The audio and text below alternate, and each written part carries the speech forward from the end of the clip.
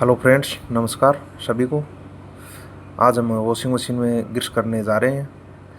Pulsator को खोल के ये स्क्रू खोल लेते हैं टाइटर की सहायता से। खोलने के बाद पल्सेटर को हम ऊपर की ओर उठा लेंगे। बाहर निकालने के बाद पल्सेटर इसमें अच्छे से ग्रीस कर देंगे हम। ग्रीस करने के बाद थोड़ा नीचे लगा देंगे। लगाने के बाद वैसे ही सेट कर देना वापस पल्सेटर को और स्क्रू टाइट कर देना। वैसे ही हमारी